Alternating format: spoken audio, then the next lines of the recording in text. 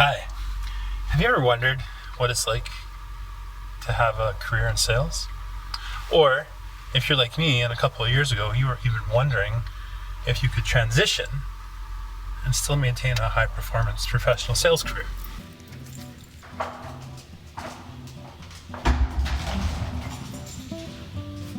I wanted to make this video today to help others who might be in that same spot in a professional career or sales career, and they're really struggling with whether or not they can engage the marketplace and their client and still execute in the sales world at a high performance sales level. If that sounds like you, or you're just curious to learn more, let's get at it.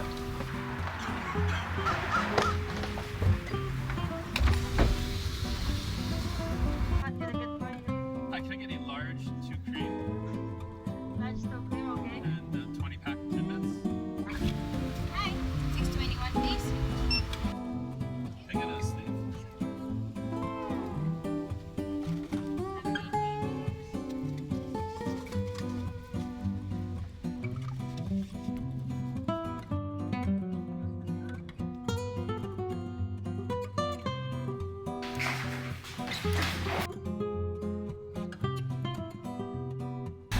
So I just finished my last meeting of the day. It went a lot longer than I thought. 2.5 hours. Normally I spend about an hour and a half with this client. He was actually the first person that I came out to professionally. Very supportive and accepting. I'm in a small town north of Red Deer, and very, very supportive.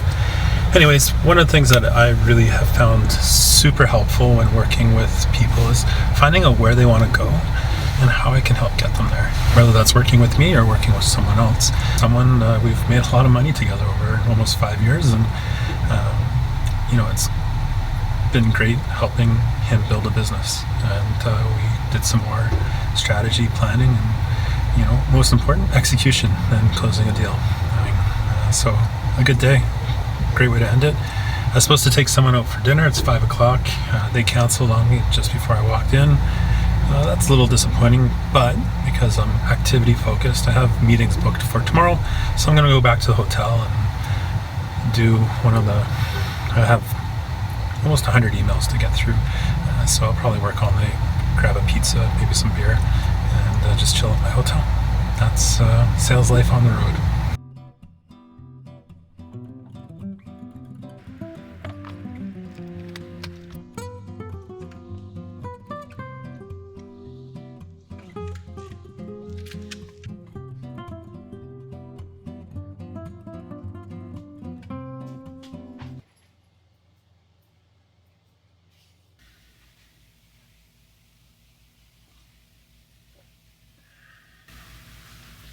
I've been traveling for work probably for 15, 16 years, and hotels have lost all novelty to me completely. I don't sleep well in them. Normally I have to drink more than I should just to fall asleep. I've often made the comment that the loneliest place in the world is the breakfast bar at a hotel. Everyone's working, checking their emails, missing and being missed by the people they love. But I was thinking about what I filmed yesterday, and I'm about to get back out on the road today and go to some outlying communities. More donuts. And I think, there's probably a million day in the life sales vlogs out there. But maybe where I could provide some value is what has been the key difference that I've noticed pre-transition with regards to sales, engaging the market, dealing with clients, co-workers, and then post-transition. So not so much coming out at work, but coming out in the marketplace. I manage a multi-million-dollar business, hundreds of clients. I work at a wholesale level, dealing with financial advisors throughout central and southern Alberta. It's a 700-kilometer stretch. I don't like to do that full stretch, so I'll break it up usually and do 2 days somewhere and 2 days in another place.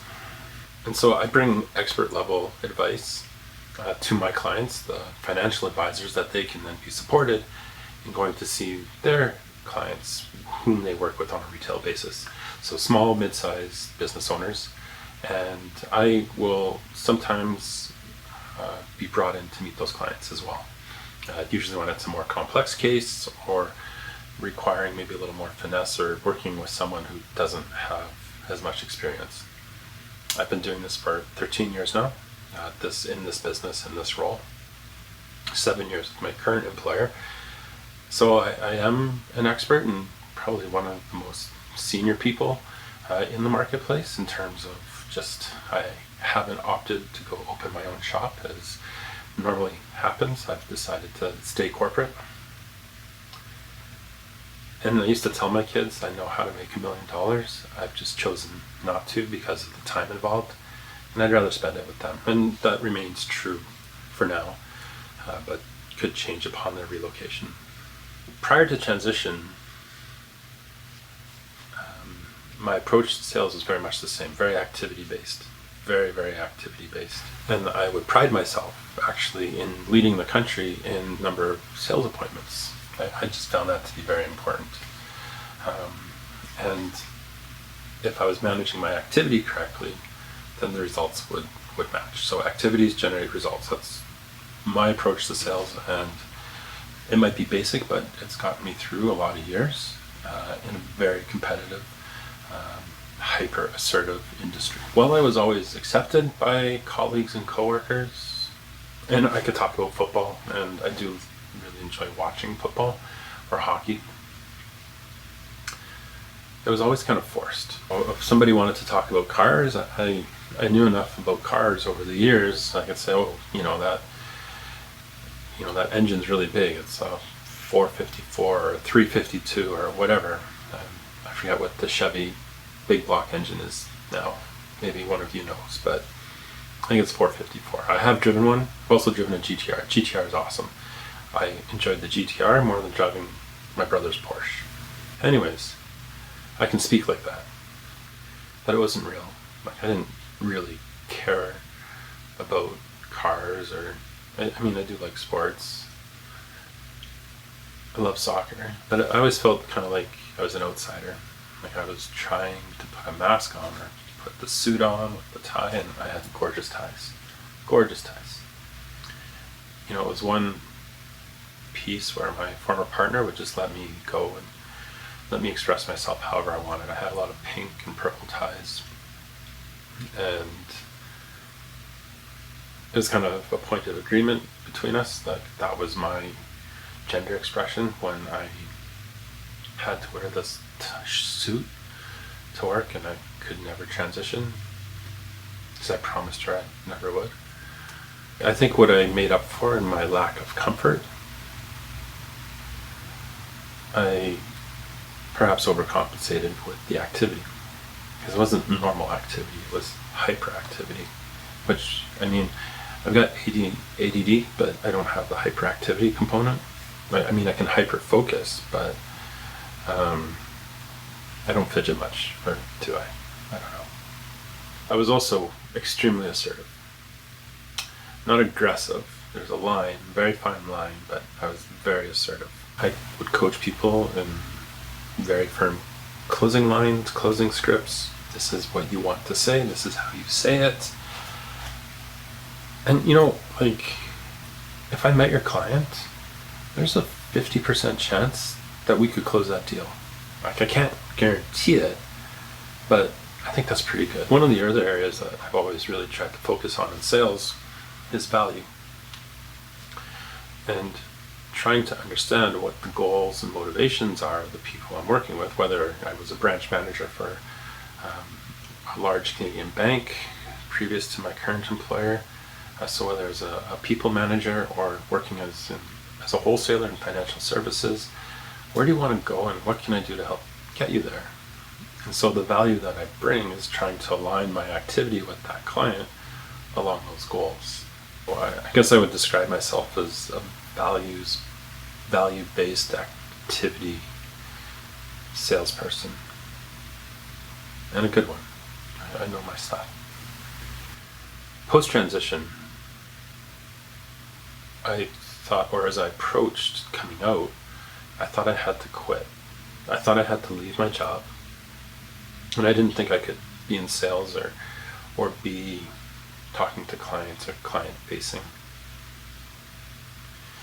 I searched desperately online for other trans girls who were in sales or had worked at a high level corporately, and I didn't find a lot at all. It's not to say they aren't out there, but not a lot of people responded. And I did connect with someone in Toronto, someone in California, someone in the UK messaged me, and I lost contact with them, but they sounded really interesting. But I couldn't find the resources that I felt could help me make an informed decision about transition or about remaining in my job, because transition, knowing you need to, is not a decision. It's just, I described it the other day as being covered with a wet towel and you're slowly drowning and suffocating, and once it gets to the point where you can't breathe anymore, you have to breathe and you have to get out of there. But how I could support my transition through maintaining my employment status as a high performance salesperson, I couldn't find those resources, which is in part one of the reasons I wanted to make this video, was to provide a resource to other folks. And I realized not long after I came out to my boss that I've always been good at sales, I've always been good at activity, I've always been good at providing value, and I just needed to focus on those things and keep doing those things. The things that got me to the party would keep me at the party, so to speak. And my old boss, I called her up, to come out, surprise, and I shared my concerns with her. How I felt I needed to leave Calgary, which Alberta is a very conservative part of Canada, famously so. I felt I needed to go to Toronto, which is Canada's largest city, or Vancouver, where I grew up, and also the second largest English-speaking city in Canada. I didn't think I could successfully transition, but the best piece of advice I got through the whole process as I approached coming out was from her. And she talked about how I had helped and supported so many people for so many years that I had earned the right to ask them for support in really what was my moment of greatest need as I worked through divorce and separation. And I did it. I wasn't 100%, but you can look through my photos on Instagram or some of my videos that I made in Europe, but I qualified for our version of President's Conference as a top performer at my company. I earned that trip. It wasn't given to me by my employer. I earned it through my sales activity. So I continued to focus on the activity and the value. So nothing really changed with me. My daily routine changed. The first couple of months, I would complain bitterly about hair and makeup. I've come to enjoy it now. It's a form of self-care, and that's really cool. Wardrobe is a challenge, and I think I'll do a whole nother video on wardrobe, but I went full time with nothing. I had 2 skirts, 3 blouses, and a pair of jeans. So don't do it like me. Plan that one out a bit better. I work in a professional environment, suit and tie is normal, and so I try to make sure that I'm always looking as professional as possible, in that I take my business seriously, and if I'm meeting with a client, I want them to know I take their business seriously. So, how I dress, how I carry myself, maybe I'm a little more self-conscious, what are people thinking, what are they saying when I'm not there, but I've never had an issue with a client. I've never had an issue with a coworker. If things are being said, they're not being said to me, but I don't think they're being said because I would have heard it by now, and nothing has ever been said. I'm super, super grateful to my coworkers and to the clients that I've met and worked with for their support and engagement. And, you know, like the whole process of coming out where I prejudged people's capacity for compassion, it was the same kind of thing as I approached the marketplace. I was prejudging it. And I recognize that not everyone has the luxury that I do. And it's a privilege, and I'm very aware of it, that I work for Canada's top employer for LGBT Canadians. They've won the award 2 years in a row. You know, and it's a platform that provides that safety and security. I've had support at the very highest levels of my organization. And I'm grateful for that, and I've earned it. But I know my experience might be unique in that regard, in that not everyone's working for a large organization that has HR policies in place and understands discrimination. And keeping in mind the laws in Canada are very, very different from those in the States or the UK or elsewhere. My identity, my expression as a transgender woman is protected under the Charter of Rights and Freedoms. And while there are some folks in conservative circles who disagree with what the Charter stands for and what it provides for, it's really helped enable my safety, and I understand it in a very different way now. So little things have changed.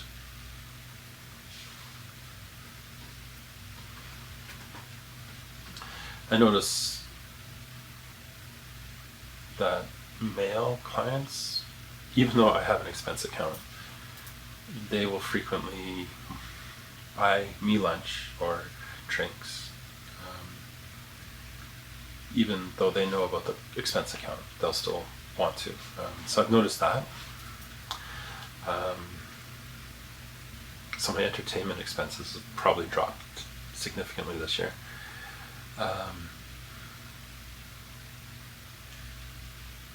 I've noticed that people who were closer personally previously, some of them are a little more distant now. And what I've learned is there is a difference between acceptance and support. That's all right.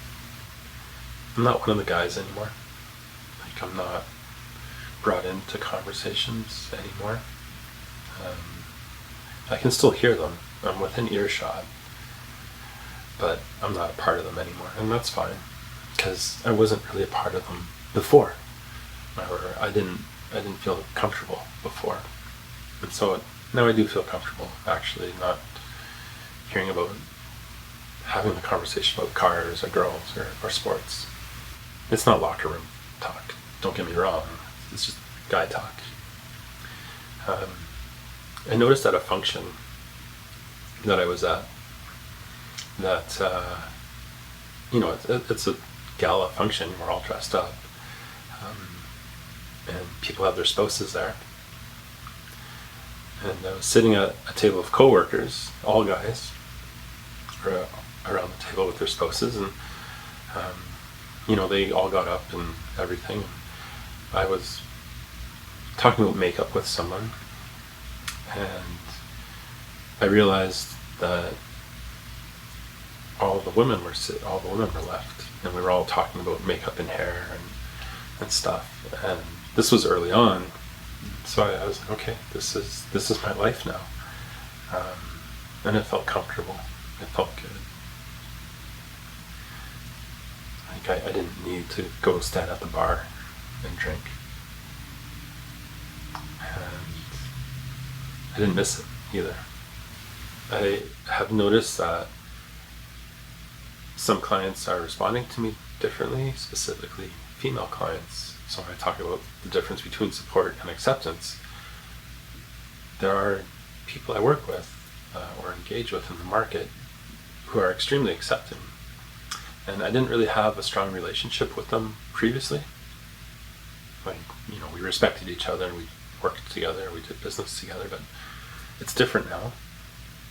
And there's been invitations, personal invitations, and so on and so forth, to go with people, or after work and stuff, but also during work, where the engagement is much different. So that's been interesting to experience. So as people leave your life, others will enter your life. It's one of the real key things I've learned through, not just transition, but also divorce, is that as people leave, others enter. And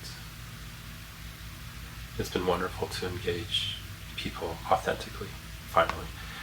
And so I find that I'm still assertive, in terms of, this is how you close a sale. I tend to wait more. I tend to pause and let the space get filled, and then I jump. Whereas before I would just jump, grab it, pen to paper.